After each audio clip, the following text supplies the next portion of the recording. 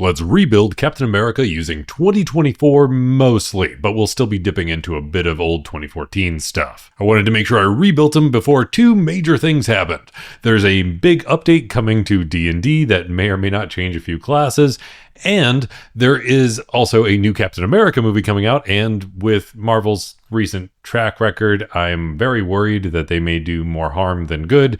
So I'd rather get it out now. And before we dive into even the species or background or any of that, we gotta focus on the shield. Now, there are tons of magical shields in D&D that might be able to fit this, and most people just try to homebrew it. But there happens to be a very easy solution in the Book of Many Things, and it's called a boomerang shield. So you have the ability to throw a shield and have it come right back to you. It has a normal range of 20 feet and a long range of 60 feet. You can use your strength or dexterity for the attack and damage rolls, and as long as you're proficient with using a shield, you have proficiency with this weapon/shield. It still gives you the basic +2 to your armor class, but it will also be able to deal 1d6 plus your strength or dexterity modifier for damage. The only thing that doesn't fit perfectly with it being Cap's shield is that it's not made of adamantine, and it does slashing damage instead of bludgeoning damage, but I think I'm okay with those two shortfalls. Now it's time to jump into the species, because now we actually have to get started with the actual build and not just the shield. We gotta go with a human. We're sticking with the Steve Rogers version of Captain America, and he's a human. Granted, he got altered by a super serum, but we'll get to that part. This gives us one skill right off the bat, so we're just going to grab Perception because it's very good to have, and there's not as many backgrounds that allow us to get this very easily. Second, we get a feat right away thanks to the feature Versatile. So we need to make sure we can do plenty of punching right away, and I don't want to take the time to grab a fighting style if I have other things I can use instead. And we're only allowed an origin feat, so we're going to grab Tavern Brawler. This allows us to do a d4 of damage with our unarmed strikes, plus our strength modifier. And I know that's a very small damage die, especially for Captain America, but don't worry, we're going to have plenty of ways to amp that up. This feat also gives us the feature Damage Rerolls. So if you roll a 1 on your damage die for unarmed strikes, you can re-roll it, but you have to use the new roll. And considering it's only a d4, that means you have a 25% chance of rolling a 1, and re-rolling that is very, very helpful. You also have proficiency with improvised weapons, and that is very helpful because we need to be able to throw a shield even if we don't get our very iconic shield right off the bat. And finally, as part of this feat, we get Push. So when you hit a creature with an unarmed strike on your turn, you can push them 5 feet away from you, but only once per turn. When it comes to a background, I was very tempted to go with Entertainer, just because when you first get the super serum, you're forced to just go on the road and get people to buy war bonds, but I couldn't allow myself to do that just yet. So we're going to go with Soldier. This gives you skill proficiencies in athletics and intimidation, and it gives you the Savage Attacker feat. So once per turn, when you deal some damage with an attack, you can roll 2 sets of damage die and then just pick whichever one does better. Then when it comes to the ability scores, we're going to have a point spread that looks like this. I wanted to make sure I touched at least a little charisma because you do that entertaining early on. And if you want to follow along a little easier, I have character sheets for all of my builds over on Patreon where you can help support this channel like all these people. Then when it comes to the class, we're going to be doing a multi-class. And frankly, it doesn't matter which class you take first, except for the saving throws. And one class has a slightly better set of saving throws that it gets by default than the other. And it also happens to allow us to boost up some of our attacking ability a little bit quicker. So we're going to go with Paladin. This will allow us to utilize our charisma at least a little bit, but also be really focused on melee and generally physical combat. We get proficiency with all weapons, all armor, and we get saving throws in wisdom and charisma. Frankly, wisdom saving throws are just kind of really useful. We'll get proficiency in insight and religion because Cap is slightly religious. We get the feature Lay on Hands for a whole pool of healing that we can use to heal ourselves or others, but if we want to stick true to character, we're going to be focusing mostly on our own regeneration. We get Weapon Mastery, and because of Cap's general upbringing, we're going to be focusing more on our punching, but he does use firearms pretty regularly. So we're going to get Weapon Mastery in pistols and automatic rifles. Pistols gives us the feature Vex, so when you deal damage with a pistol, you can actually get advantage on your next attack against them, or automatic rifles inflict slowing the target down. But very importantly, paladins in 2024 get access to spells right away. And we're only going to be grabbing first level spells for this build. Granted, you can't grab all of them right away because there's only so many spells you can learn right from the start, but this is going to be the entirety of what you want to be able to learn whenever it's convenient for your particular character. And any additional higher level spell slots we get are really just going to be for upcasting. Now, you need to be able to encourage your allies. You're definitely a leader amongst the Avengers. And a great way to do this with a level 1 spell is Bless. Blessing up to 3 creatures and giving them an extra d4 to use on any attack rolls or saving throws. At higher levels of this spell, when you get more people into the Avengers, you can actually target more than 3 creatures. We'll grab Divine Smite, so that way if you punch somebody, you can punch them really hard, doing an extra 2d8 radiant damage on a hit, or 3d8 if it happens to be a fiend or undead, increasing by an extra 1d8 for every spell slot above the first level. But I would probably save this for any time you happen to crit. We'll grab the spell Heroism, which is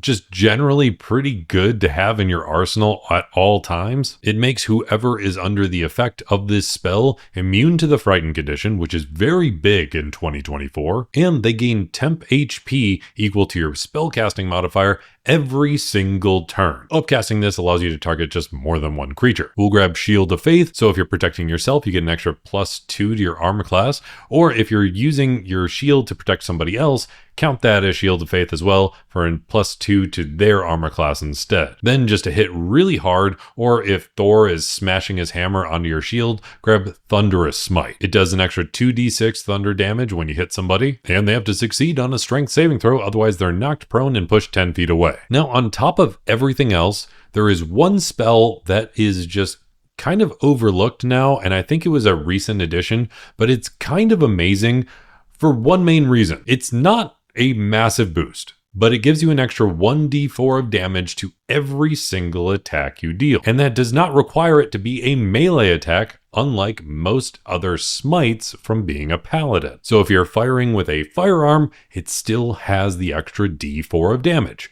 but it will also boost up your punches as well. And it's a spell called Divine Favor.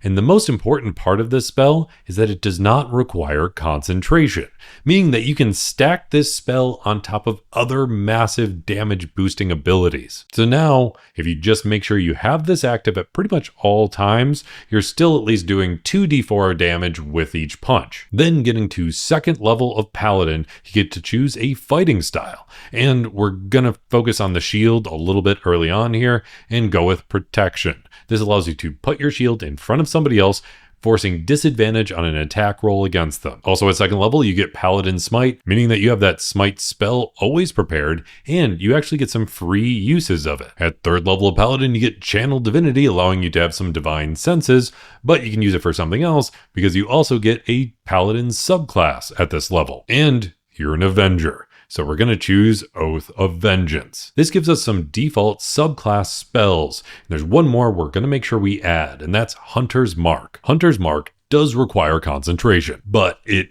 is allowed to be stacked with some of our other damaging abilities. It gives us an extra 1d6 of damage to any of our attacks. And if we wind up destroying that creature, we can use our bonus action to move the mark to a different creature. And that 1d6 can stack on top of our Divine Favor for the extra 1d4.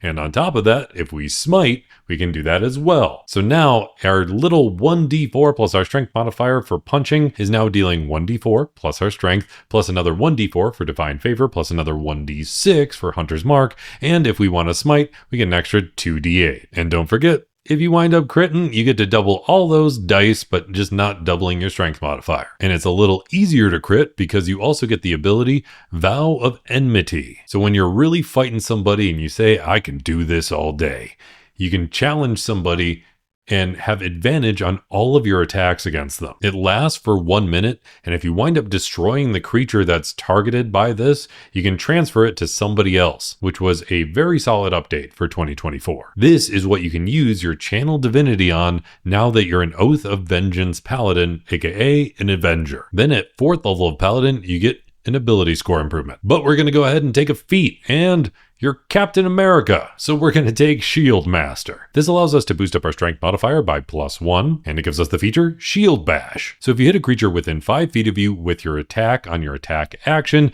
you can immediately afterwards smash them with your shield, forcing them to make a strength saving throw, allowing you to either push them 5 feet away or knock them prone. Knocking them prone is probably the better choice, because then you have advantage on all of your attacks in case you've already used up your Vow of Enmity. But you can only use this feature once per turn. You also get the feature Interpose Shield. So if you have to make a dexterity saving throw, you can actually jump up and hide behind your shield. You automatically only take half damage from a dex save related damaging thing, and if you succeed on the saving throw, you take 0 damage because you're entirely hidden behind your shield. But that will require you to use your reaction, which is an interesting side note to add in there. At 5th level of Paladin, you get extra attack, so you can punch twice or shoot twice or whatever you need to do. Also at 5th level, you get Faithful Steed. So the Find Steed spell is automatically added to your spell list, and you can cast it once per long rest for free. And I was a little hesitant about this because he's mostly just really fast,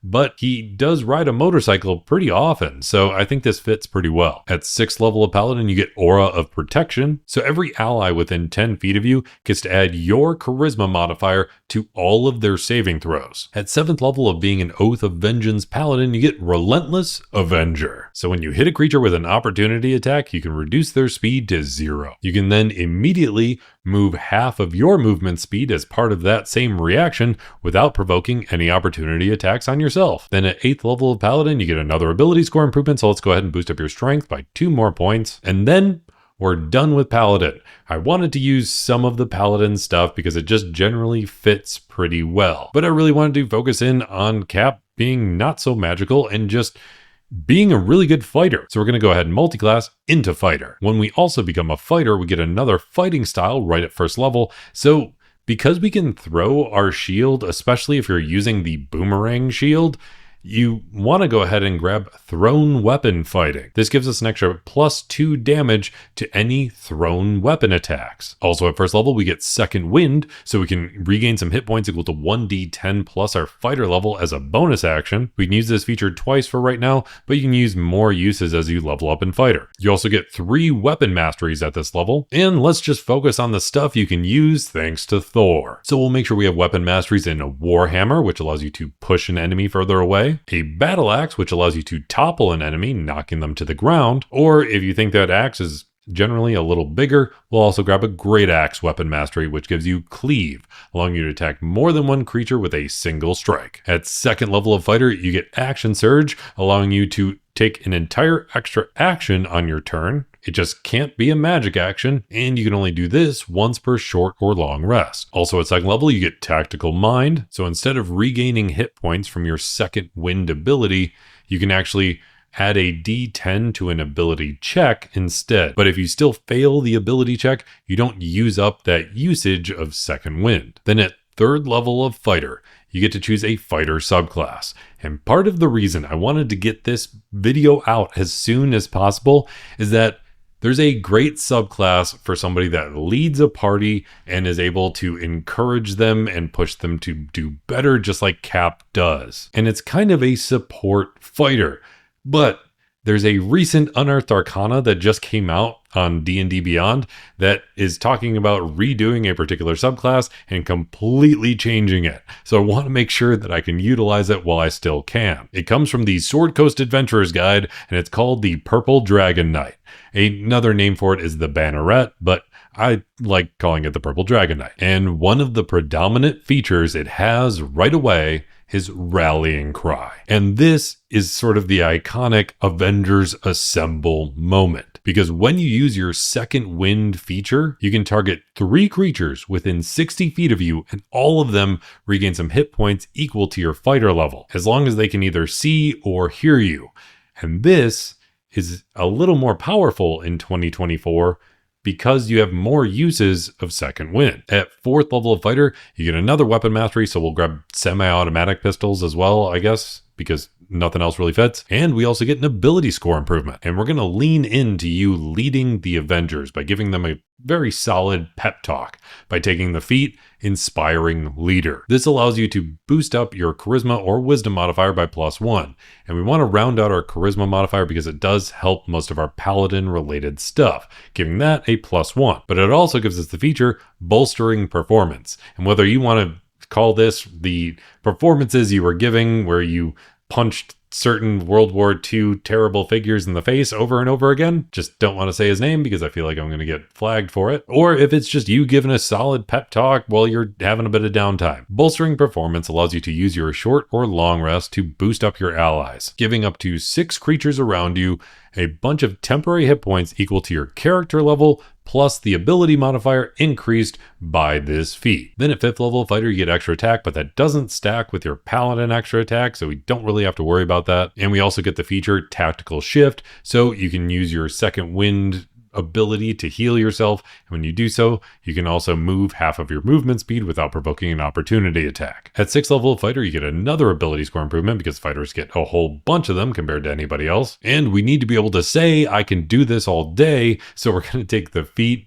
Tough, giving us an extra 2 hit points of health per level of this overall build. 7th level of being a purple Dragon Knight gives us Royal Envoy, which I think in the Unearthed Arcana version, you actually get a pet dragon instead, which I think is awesome, but it doesn't really fit with this particular build. It doubles your proficiency bonus when you're trying to persuade anybody of anything, and it gives you another skill. And to boost up those performances, to get a few more war bonds, we're going to grab Performance. Then at 8th level fighter, you get another ability score improvement, and that Super Serum boosted up a lot more than just your strength. It boosted up your speed. So we're going to take the feat Speedy, allowing us to boost up our dexterity modifier by a +1. Your speed is increased by 10 feet. And if you dash on your turn, difficult terrain doesn't cost you any extra movement. Then on top of all of that, opportunity attacks just always have disadvantage against you. 9th level of fighter gives you Tactical Master, allowing you to swap out weapon masteries on your attacks whenever you need to, allowing you to swap in push,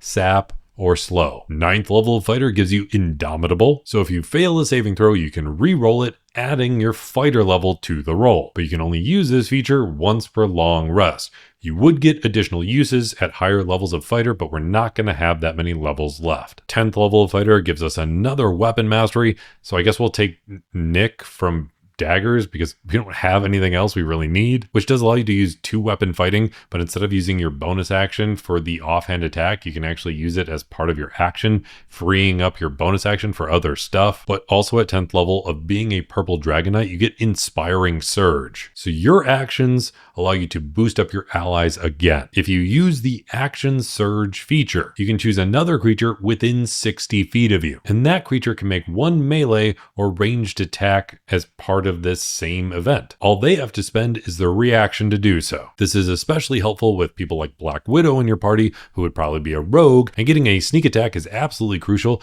especially since they only usually get 1 attack per turn. Speaking of a number of attacks per turn, at 11th level of fighter, you get another extra attack, meaning that you can now attack 3 times per action. And considering you can boost up all of those attacks with your Divine Favor and your Hunter's Mark and whatever else you need to from being a paladin, you get plenty of extra damage there, even though the original damage die was only a D4 with your fist. Then at 12th level of fighter, you get another ability score improvement. But since we're at least level 19, actually we're level 20, we can actually choose an epic boon. So to make sure we can really survive the battles, we're going to take Boon of Fortitude. This allows us to boost up our dexterity by 1 more point, and we get the feature Fortified Health. So your hit point maximum is increased by an extra 40 points. And whenever you're healed or you regain any hit points, you can add your Constitution modifier to the amount you get healed for. But you can only do that once per turn. But that brings you all the way to the 20th level, and if you made it all the way here, I hope you roll at least 3 nat 20s in your next D&D session,